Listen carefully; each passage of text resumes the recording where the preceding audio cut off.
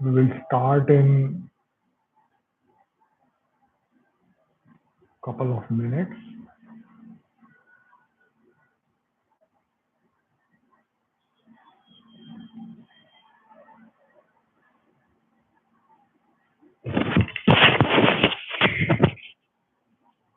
Hello, this is mic testing. Hello, hello, hello.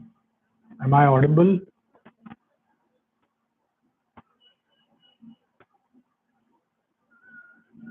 Am I audible?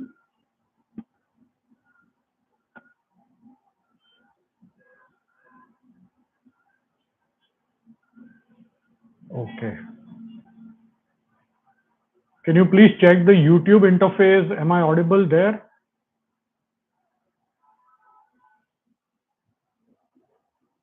Dr. Kayur, can you just check my YouTube live stream?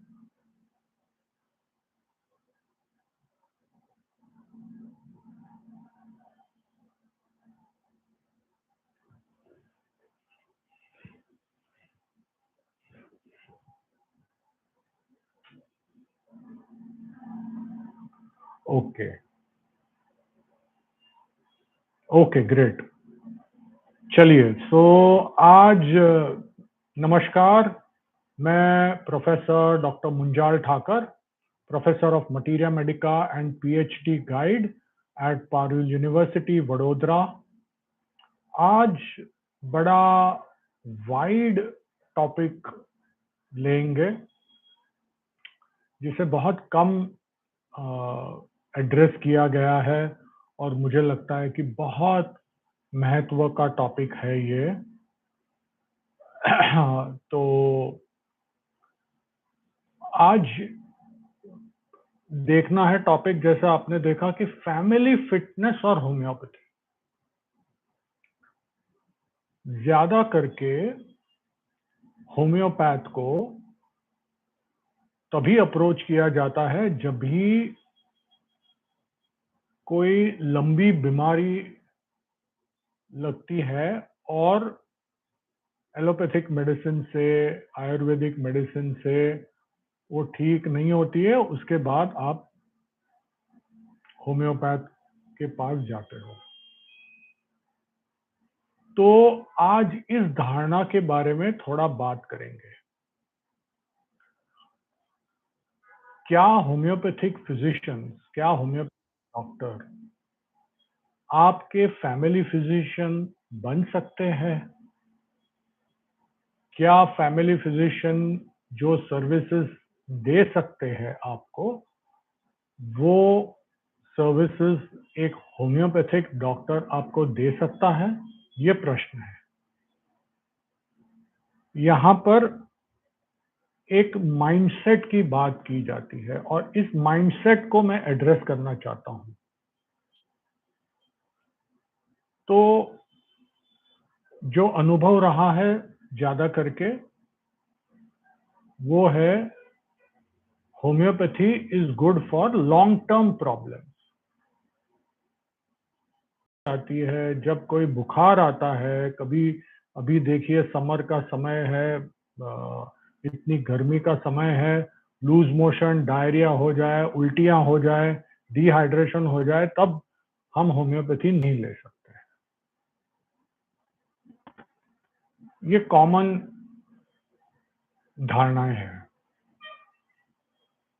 तो इसे मैं बदलने की कोशिश करने के लिए ये लाइव स्ट्रीम शुरू मैंने किया है आज के लिए।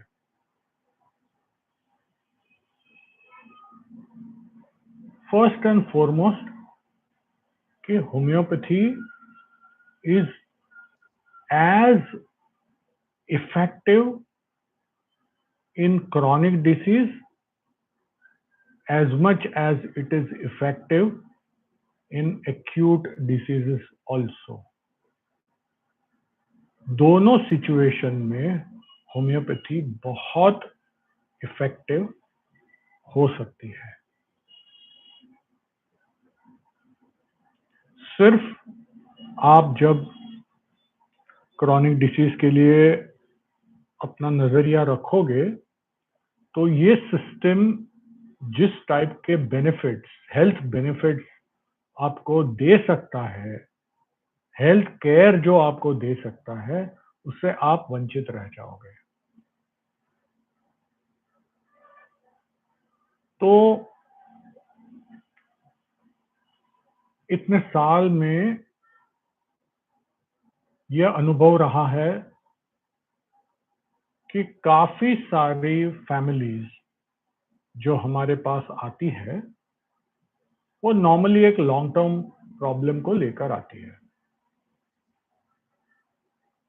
उसके बाद जब ये लॉन्ग टर्म प्रॉब्लम खत्म हो जाता है उनका, तो ये फैमिलीज बहुत सालों से बीच में भी अगर उनको कोई भी तकलीफ होती है तो हमारे पास होम्योपैथी ही लेती है।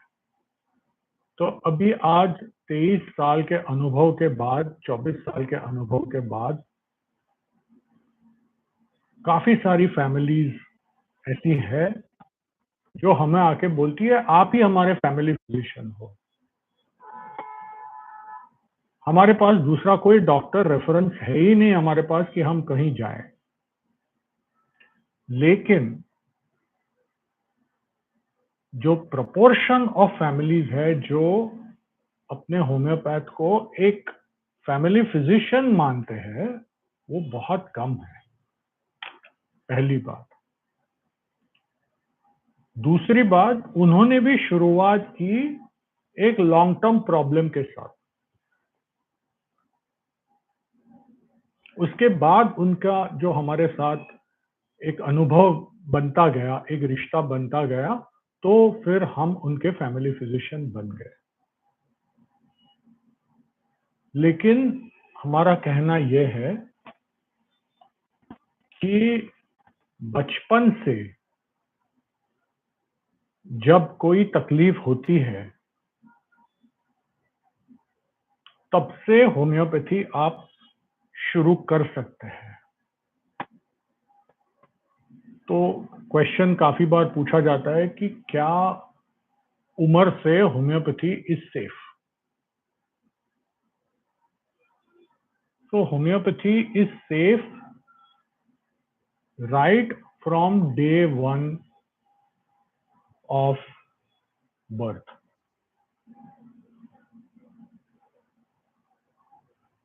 ये इंपॉर्टेंट चीज है समझने के लिए।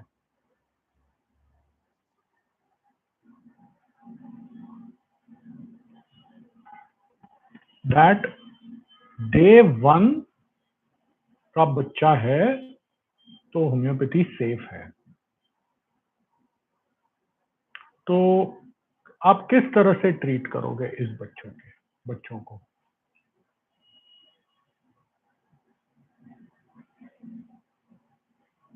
Just second.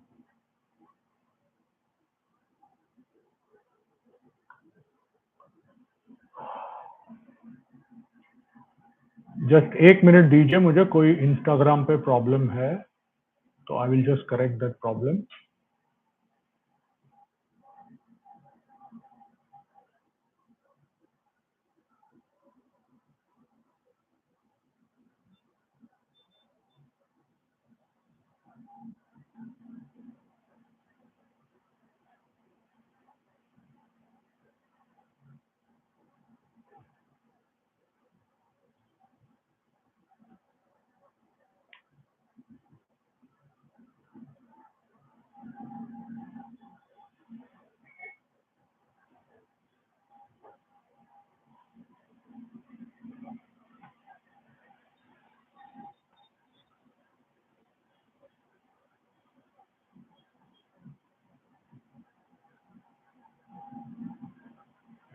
So, one request to all the participants, please do not send a request to share live form videos. So this has become a problem because of this.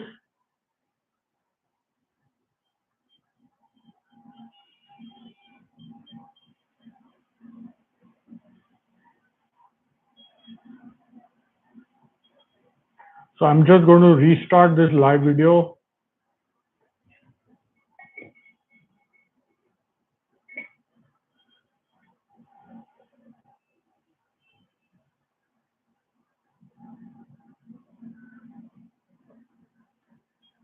Okay, so we are again live on Instagram. तो day 1 से किस तरह से बच्चे के साथ homeopathy की treatment दी जाती है। पहले तो देखना है कि डे 1 बच्चों में प्रॉब्लम्स क्या हो सकती है। तो प्रॉब्लम्स ये हो सकती है कि कॉन्जेनिटल प्रॉब्लम्स, जो by birth defects, birth problems, इस टाइप की प्रॉब्लम्स हो सकती है बच्चों में। मेटाबॉलिक प्रॉब्लम्स, जो जेनेटिक डिसऑर्डर्स है, तो इस टाइप के बच्चों में होम्योपैथी क्या कर सकती है। तो होम्योपैथी के बेसिक्स पे जाएंगे।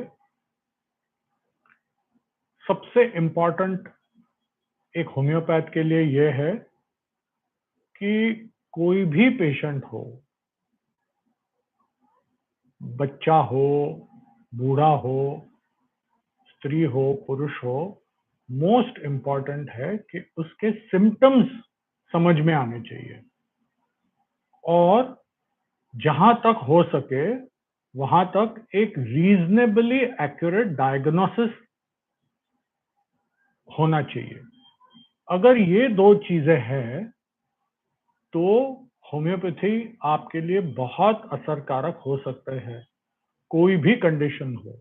और जब मैं कोई भी कंडीशन हो तो I understand and I say this with lot of responsibility. हर एक कंडीशन को क्योर नहीं कर सकते हैं, लेकिन हर एक कंडीशन को डेफिनेटली हेल्प कर सकते हैं।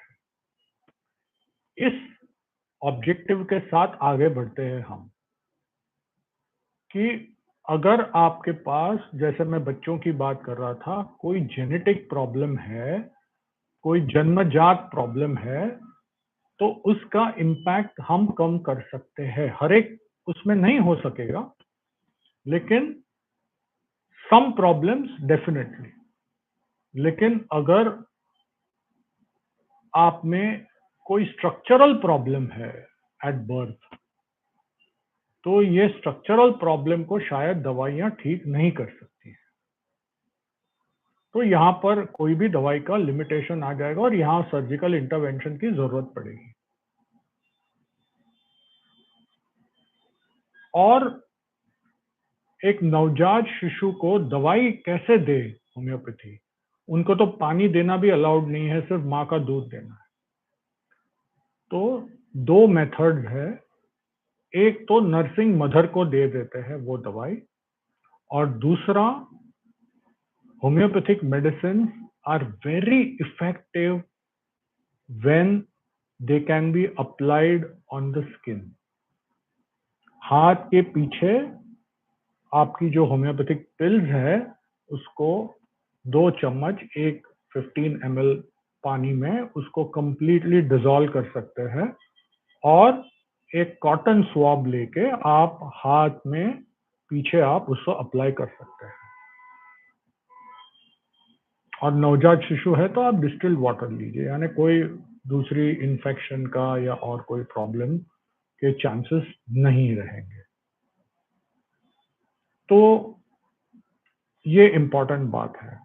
दूसरे, जब हम नवजात शिशु की बात करते हैं तो मदर्स प्रेगनेंसी हिस्ट्री, प्रेगनेंसी में जो भी ट्रोमास कहते हैं हम, तो प्रेगनेंसी ट्रोमास जो मदर को होता है, यानी इमोशनल ट्रोमा, फिजिकल ट्रोमा, जो ड्रग्स लेती है मदर ड्यूरिंग प्रेगनेंसी, दवाइयां लेती है, या मदर के अनफॉर्चुनेटली कोई एडिक्शन हो, तो नवजात शिशु पर इम्पैक्ट जरूर से होता है, और हमने सब होम्योपैथिक फिजिशियंस ने और पूरे मेडिकल वर्ल्ड ने इसे बहुत क्लियरली रिकॉग्नाइज किया गया है ये चीज को। तो नवजात शिशु को मदर्स प्रेगनेंसी हिस्ट्री और शिशु की अपनी क्या सिम्टम्स है वो कंसिडर करके उसके ऊपर दवाइयां दी जा सकती है, और डिपेंडिंग ऑन द कंडीशन आपको हेल्प कर सकते हैं या इफेक्टिवली भी हेल्प कर सकती है। देन तो ये प्रश्न रहा कि आप होम्योपैथी कब शुरू कर सकते हैं। तो right at the word go, right from birth if required. Then आगे बढ़ते हैं। तो हमारा रिकमेंडेशन ये है कि जब फर्स्ट प्रॉब्लम आपके बच्चे में फेस करें आप, तो होम्योपैथी को आप सेफली कंसल्ट, होम्योपैथ को सेफली कंसल्ट कर सकते हैं। जहां जरूरी है वहां पीडियाट्रिशियन के ओपिनियन लेने में कोई प्रॉब्लम नहीं है। देन आगे बढ़ते हैं कि जैसे हम हमारे जनरल प्रैक्टिशनर के पास कभी भी जा सकते हैं, कोई भी सर्दी जुकाम हो गया तो क्या होम्योपैथ के पास हम जा सकते हैं? बिल्कुल जा सकते हैं। तो नेक्स्ट क्वेश्चन आता है कि होम्योपैथी को तो बहुत लंबा समय लगेगा, बहुत लंबा केस टेकिंग भी करते हैं, पहले बार तो 2-2 3-3 घंटा बिठाते हैं, but that is not true. अगर आपकी तकलीफ 103 बुखार है, उल्टियां हो रही है आपको, तो वहां पर 3 घंटे का केस लेने का समय भी नहीं है और जरूरत भी नहीं है। तो at that time we can work with a short and an accurate history of the patient. Within 15-20 minutes, a good accurate prescription can be made for you. तो यहां रुकना नहीं है कि आपको कोई लंबी बीमारी हो फिर हम होम्योपैथी के पास जाएंगे। और इस पर मैं क्यों स्ट्रेस कर रहा हूं, क्योंकि जब लंबी बीमारियां होती है आपको कोई भी, तो अगर हिस्ट्री को आप ठीक से समझेंगे, मेडिकल हिस्ट्री को, तो 9 out of 10 times every chronic disease is preceded by minute acute problems, जिसे दबाया जाता है कन्वेंशनल मेडिसिन से। उसके बाद कोई भी लाइफ स्ट्रेस आता है तो you will get a chronic problem. तो ये जो सिंपल एक्यूट प्रॉब्लम्स आपको शुरुआत में होते हैं इन योर यंगर डेज, उसको दबाने के बदले अगर होम्योपैथी से क्यूरेटिवली ट्रीट की हील कर सकते हैं, तो ग्रेटर चांसेस कि you will be more healthier for the rest of your life. तो ऐसी काफी फैमिलीज है, इंक्लूडिंग माय ओन फैमिली, जहां पर बच्चों को एलोपैथिक दवाइयां ऑलमोस्ट नहीं दी गई है for many years together, and relative health remains much better because एक तो ड्रग की कोई साइड इफेक्ट्स नहीं होती है जो एलोपैथिक दवाई की है, सेकेंडली जो सप्रेसिव इफेक्ट्स है एलोपैथिक दवाइयां के वो नहीं रहता है। तो इससे हमारी इम्यून सिस्टम पर इम्पैक्ट सबसे कम होता है।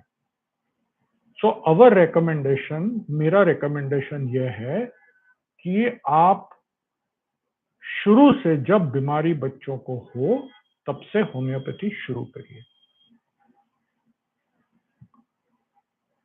कौन सी बीमारियों से हेल्प कर सकते हैं? अभी का समय ही ले लीजिए, जहां पर फीवर आ रहा है, लूज मोशंस हो रहे हैं, वॉमिटिंग हो रहा है, ये आइडियल टाइम है। अगर आपके बच्चे को ये कोई तकलीफ है तो आप होम्योपैथी ले सकते हैं, and we will very very likely कि we will be able to help you. तो ये मिसकंसेप्शन दूर करना है कि होम्योपैथी को लॉन्ग टर्म ही आप यूज कर सकते हैं। सेकेंडली, अब समय आएगा जब बारिश शुरू होगी तो डेंगू का, तो मलेरिया का, दूसरे वायरल फीवर्स बहुत सारे होते हैं, सीजनल फीवर्स। ये seasonal illnesses are best treated with homeopathy. Dengue में देखा गया है, जब होम्योपैथी पेशेंट को दी गई है तो डेंगू के complications are very less compared to cases which have not received homeopathy. Also, the illness intensity is milder. The duration जो है 7 days का, वो 7 days का ड्यूरेशन तो डेफिनेटली आपको रहेगा डेंगू में फीवर का।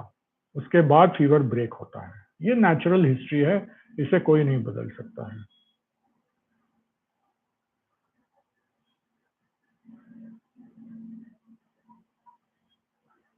फिर इन जनरल फीवर्स की बात करते हैं। तो जब आप होम्योपैथ के पास आते हैं, most of the time patients, जब भी फीवर, बुखार आ गया तो एक पैनिक बटन प्रेस हो जाता है।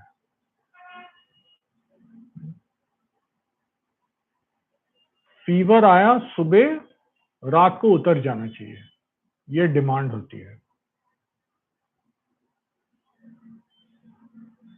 मैं आपको बहुत रिस्पॉन्सिबली बता सकता हूं, ना एलोपैथी, ना होम्योपैथी, ना आयुर्वेदिक, अगर आपको सुबह फीवर आया है तो शाम को आपका फीवर चला जाएगा, ऐसा पॉसिबल नहीं है। हाँ, फीवर आपके आंखों के सामने से दूर हो सकता है। जब आप डोलो लो, जब आप क्रोसिन लो, मेटासिन लो, तो आपके आंखों के सामने से फीवर तो चला गया, लेकिन जो मेन रीजन है फीवर का, उसे तो समय लगेगा हील करने में। तो फीवर का महत्व क्या है ये समझिए। सबसे पहले, fever is bodies first line of defence. इसे आप लिख लीजिए या आपके घर के रेफ्रिजरेटर पे आप चिपका दीजिए मैग्नेट के साथ। तो फीवर से डरना नहीं है, यह हमारी बॉडी का डिफेंस है। तो डिफेंस किस तरह से है? So when you are having fever, तब बॉडी के जो इम्यून सेल्स है उसको बढ़ावा मिलता है, एक्टिविटी उनकी बढ़ती है, and this helps in control the infection, which commonly fever is because of an infection. Secondly, बहुत सारे इम्यून प्रोटीन्स आपके बोन मैरो में से जनरेट होने लगते हैं बिकॉज ऑफ द फीवर।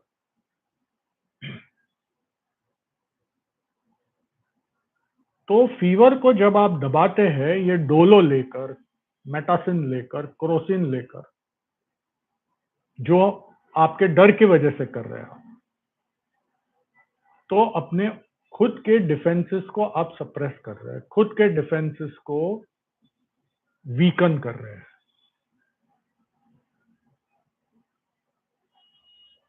और ये जो फीवर के बारे में आपको मैं बता रहा हूं,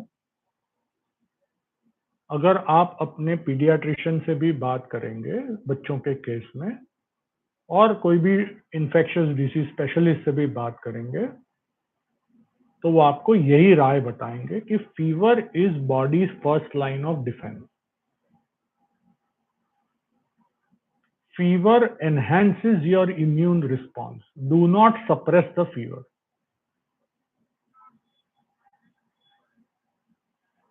It is extremely uncommon कि फीवर की वजह से आपको कोई कॉम्प्लिकेशन हो.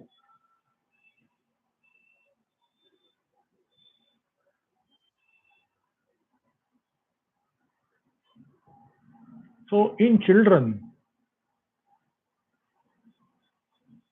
below the age of 5 years,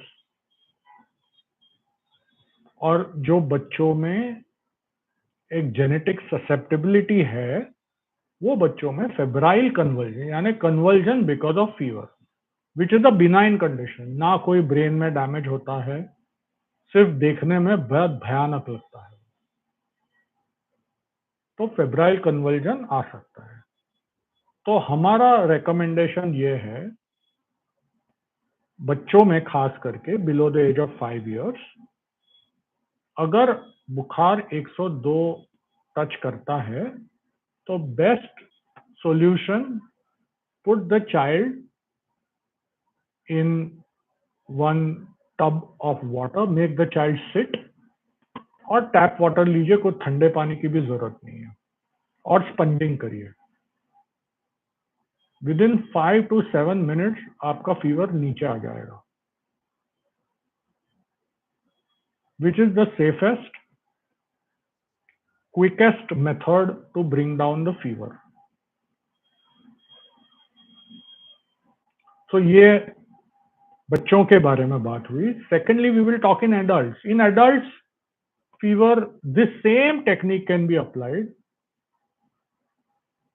और इन एडल्ट्स आप 104 बुखार तक भी कोई जरूरत नहीं होती है आपको डोलो या क्रोसिन लेने की. तो पहला हमारा एटीट्यूड टुवर्ड्स फीवर, उसे थोड़ा हमें ट्वीक करने की जरूरत है. इसे पैनिक मोड में लाने की जरूरत नहीं है, क्योंकि underlying infection is going to take 3, 4, 5, 6, 7 days to get better, depending on किस टाइप का इन्फेक्शन है. कोविड था तो उसे आपको हफ्ता 10 दिन तो लगते थे. दूसरे वायरल फीवर है तो 3 दिन या 4 दिन लगेंगे. तो ये हो गई बात फीवर्स और होम्योपैथी की. तो वहां जब जाओगे आप फीवर में, तो आपकी 3 घंटे की हिस्ट्री नहीं ली जाएगी, जरूरत नहीं है, बिकॉज सिम्टम्स आपको वहीं पर बहुत क्लियरली और बहुत प्रोमिनेंटली दिख जाते हैं. तो होम्योपैथ को जरूरत नहीं है कि 3 घंटा आपका और उनका खुद का समय नष्ट करे, और you are certainly in discomfort. Then अगर एक फैमिली फिजिशियन के साथ कंपेयर करें,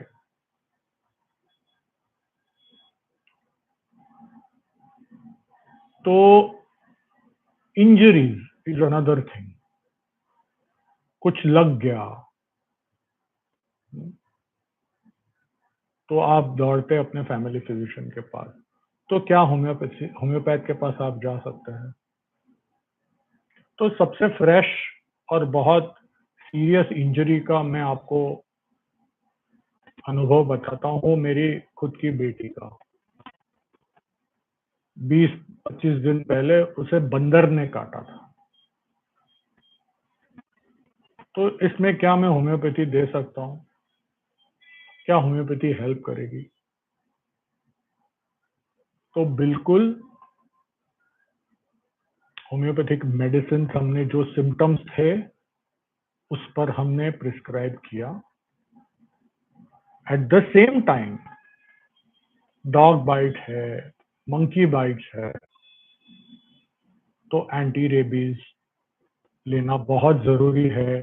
डिपेंडिंग किस टाइप का वुंड है, आपको एंटी रेबीज पैसिव, जो रेबीज इम्यूनोग्लोबुलिन बोलते हैं, या एंटी रेबीज वैक्सीन, ये दोनों की भी जरूरत पड़ सकती है।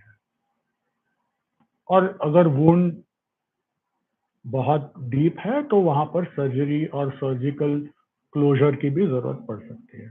लेकिन जो वुंड हीलिंग है और पेन रिलीफ है, उसमें डेफिनेटली होम्योपैथी बहुत इफेक्टिवली काम कर सकती है। और ये मेरा खुद का अनुभव है जो मैंने आपके सामने रखा है। आज से 3 साल पहले my wife had a very bad knee fracture,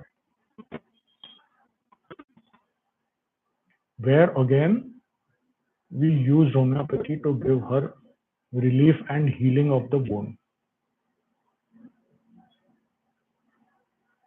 Similarly, 2 months back, my own mother had a fall, after which she had a stroke.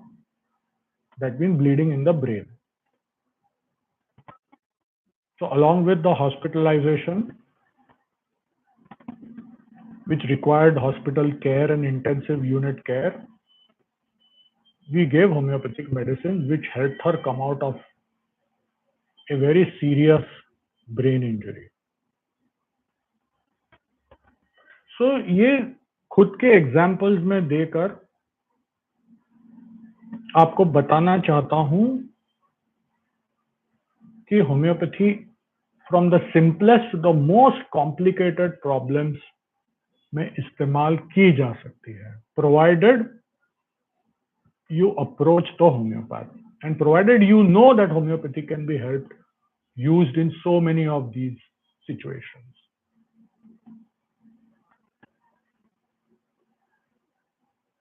So this video, this live stream is specially to educate all of you and to tell your friends and family that this is what homeopathy can do. Then comes, when we talk of family, and this is May vacation time, vacation is nearly about to end now in few days, so travel.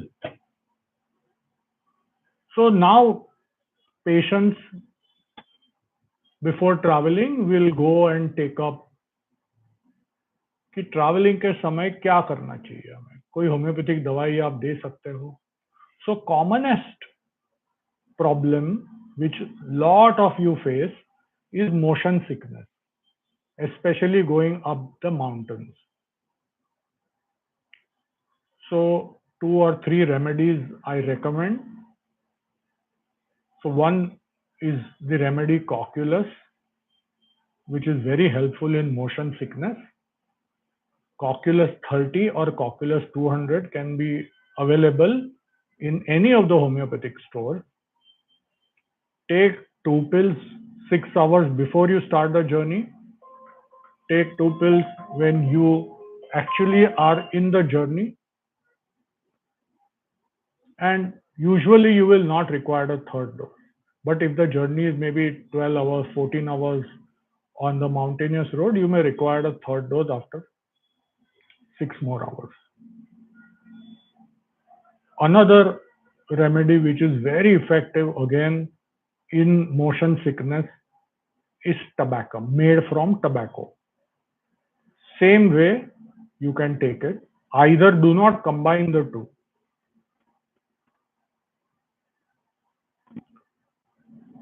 So this will be very helpful, these two remedies.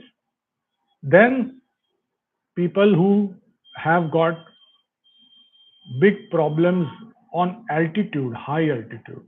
So I have quite a few patients who travel to very high altitudes, going to the Himalayas, trekking right up to Everest base camp and much higher than that. And they freely use this remedy coca, which has prevented them from any kind of altitude sickness. So these are 2 or 3 remedies for motion sickness that you can carry with you. And another important thing is injuries. So I recommend again 3: arnica, One remedy, arnica, you can take 2 pills of 30 potency 3 times a day.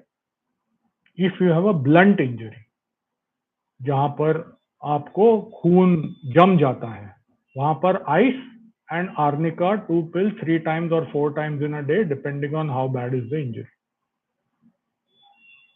If you are climbing up the mountain, you are trekking, muscle pain, then Rustox 30 can be taken 3 times in a day.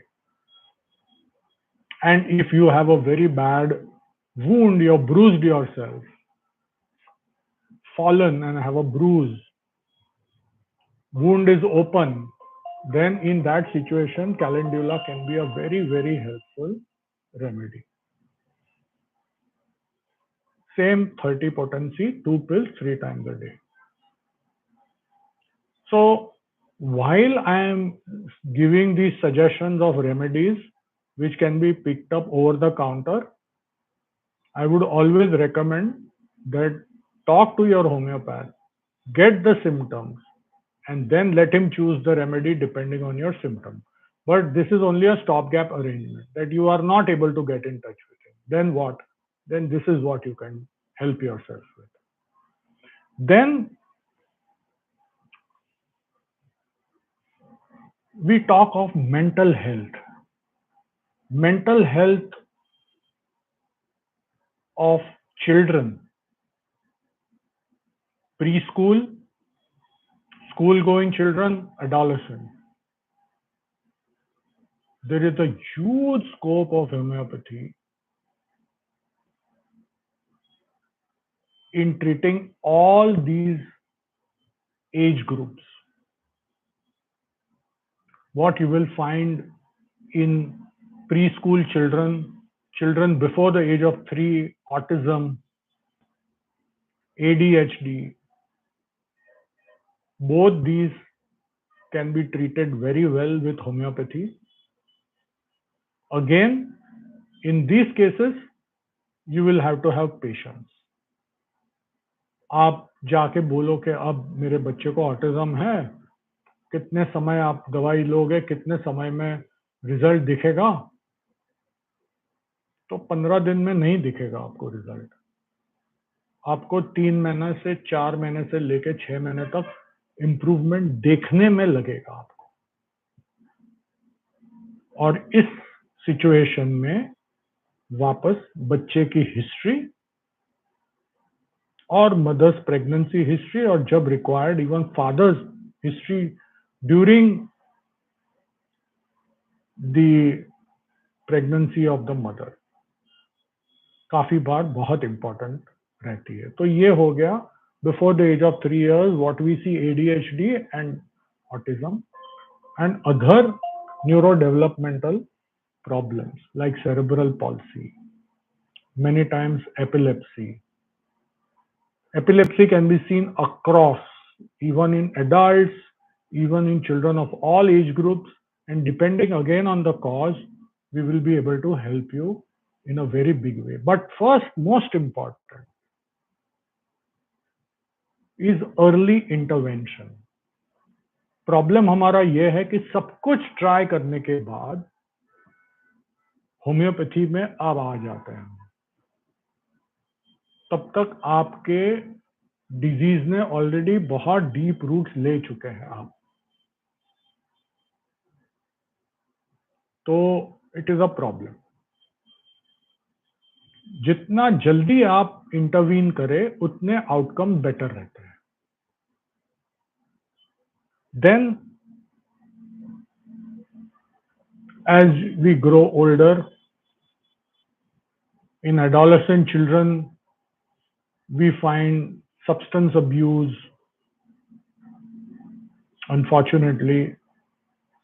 We also find anxiety, depression, social anxiety, which goes on in adulthood also. These disorders can be very effectively be treated with homeopathy.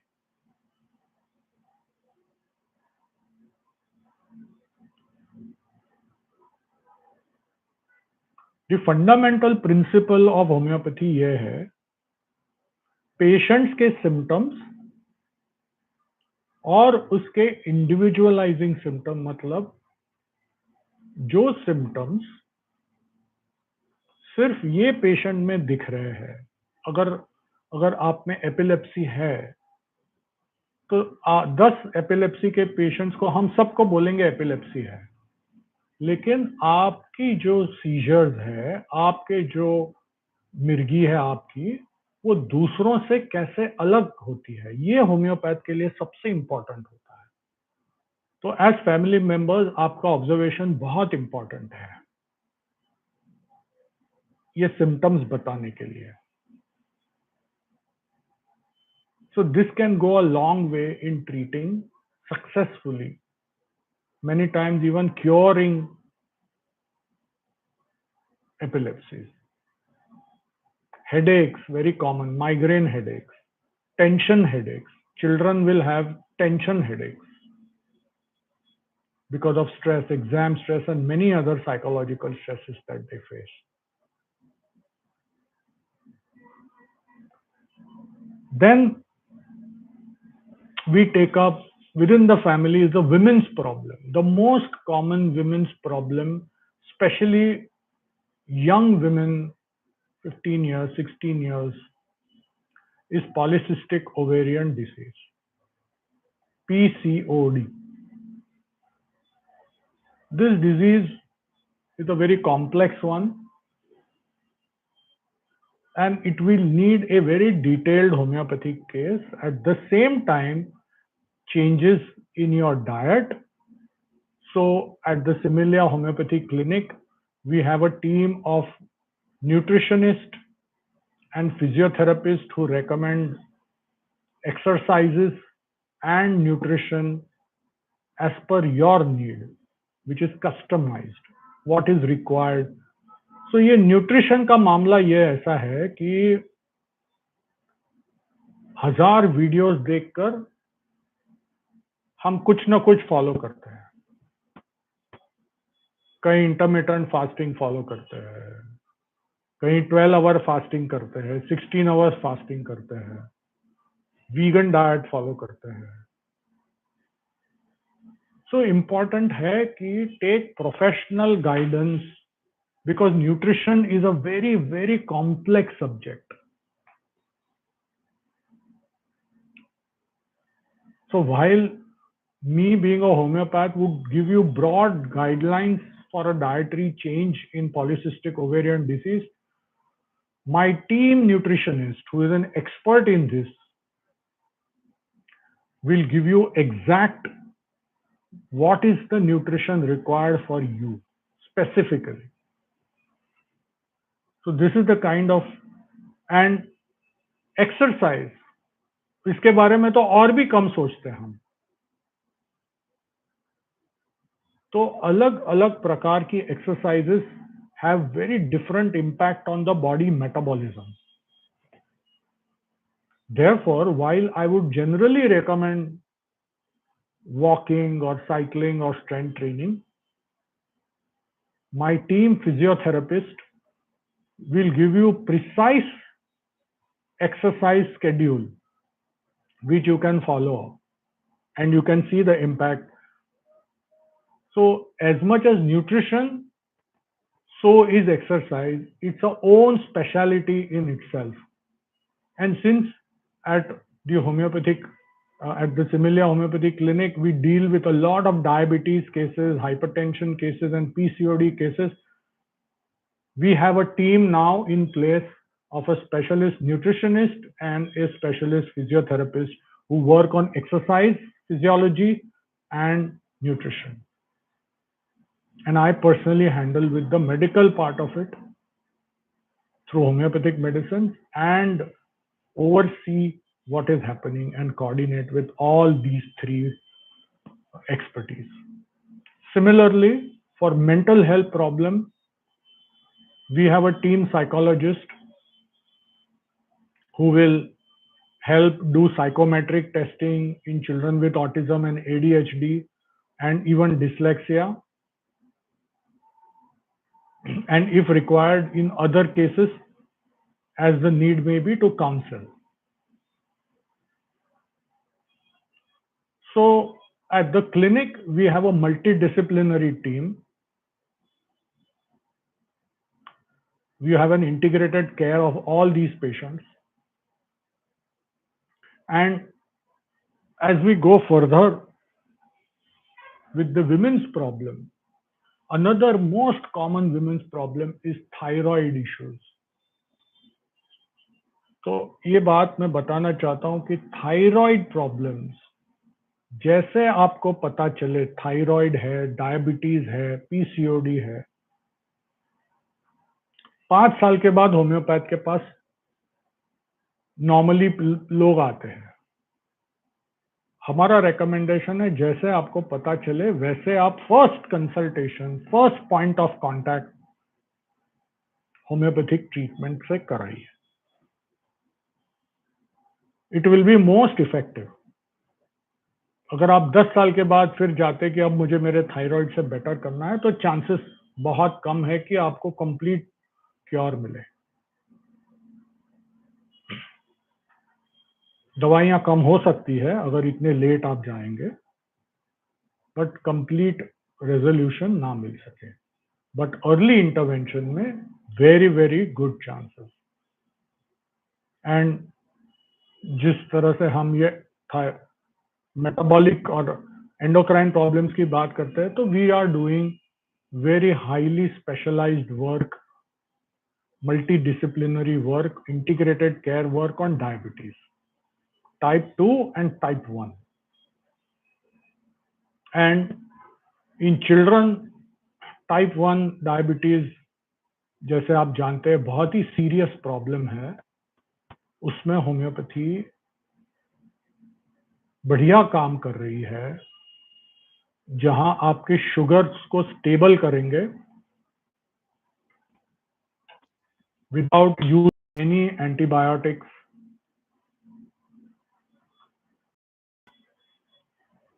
And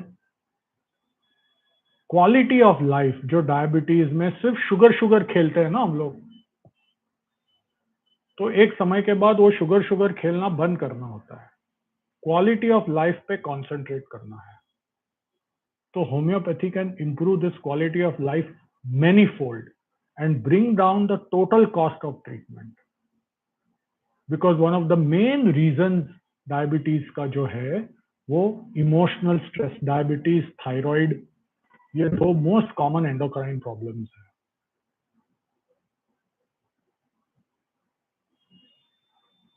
and homeopathy, जैसे मैंने आपको बताया कि mental health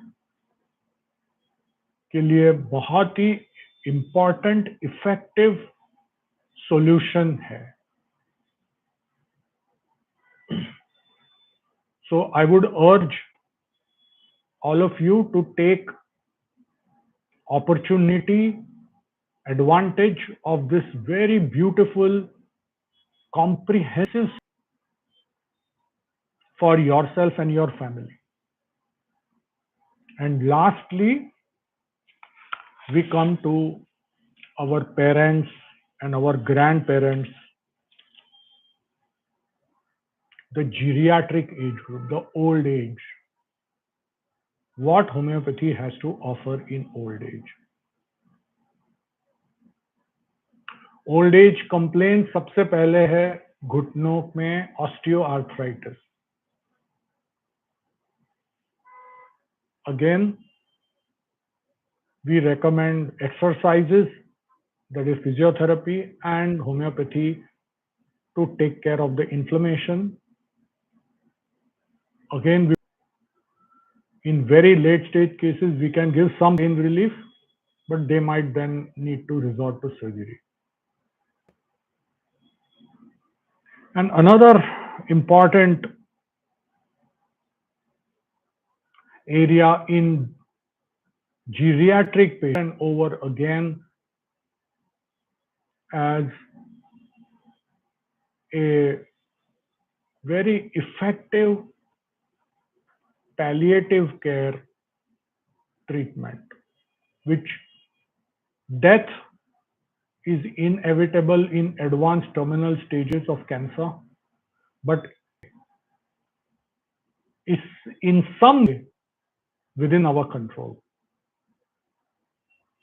To die or not is not the question. The question is, how do we die? My own family members have chosen to take homeopathy in their terminal end stage illnesses, and we have been able to deliver a very dignified passing away, very peaceful passing away. And very, very important point to be noted is the economic strain, the financial strain on the family is very, very reduced, along with a more happy outlook towards life in this terminal stage of cancer. So, with this, आप देख सकते हो कि पूरा spectrum है जो homeopathy एक single window approach